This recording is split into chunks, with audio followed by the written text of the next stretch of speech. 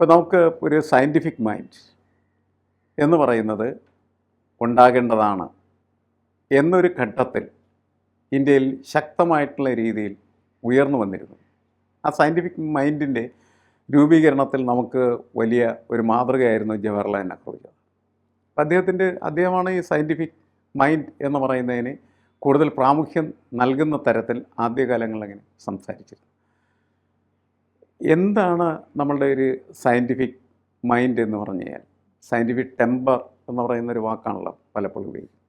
അത് യുക്തിഭദ്രമായിട്ടുള്ള രീതിയിൽ കാര്യങ്ങളെ വിലയിരുത്തുകയും ശരിയും തെറ്റും അതിൻ്റെ അടിസ്ഥാനത്തിൽ മാത്രം കാണുകയും ചെയ്യുന്ന ഒരു പ്രക്രിയയാണ്. പക്ഷേ പലപ്പോഴും മനുഷ്യൻ അതിൽ നിന്ന് തെറ്റിപ്പോകാറുണ്ട്.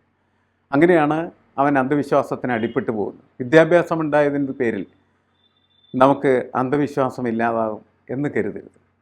നമ്മൾ വളരെ കൃത്യമായിട്ടുള്ള രീതിയിൽ സയൻറ്റിഫിക് ടെമ്പർ ഡെവലപ്പ് ചെയ്യാനായിട്ട് ശ്രമിച്ചാൽ മാത്രമാണ് നമുക്ക് അങ്ങനത്തെ ഒരു ക്യാരക്ടർ ഉണ്ടാവുകയുള്ളൂ. സയൻസ് പഠിച്ചതിൻ്റെ പേരിൽ കുട്ടികളൊന്നും ഈ ശാസ്ത്രം മനസ്സുള്ള കുട്ടികളായി മാറണമെന്നില്ല. അവർക്കും ഈ അന്ധവിശ്വാസം ഉണ്ടാകാം. അതിൻ്റെ ഭാഗമായിട്ട് തന്നെയാണ് കേരളത്തിൻ്റെ പല ഭാഗങ്ങളിൽ ഇപ്പോഴും മന്ത്രവാദം എന്ന് പറയുന്നതും കൂടോത്രം എന്ന് പറയുന്നതും ഒക്കെ ആളുകൾ കൂടെ കൊണ്ടു നടക്കുന്നു. കൂടുതൽ വാർത്തകളും വിശേഷങ്ങളും നിങ്ങളിലേക്ക് എത്താൻ ABC മലയാളം സബ്സ്ക്രൈബ് ചെയ്യുക, ബെൽ ബട്ടണും അമർത്തുക.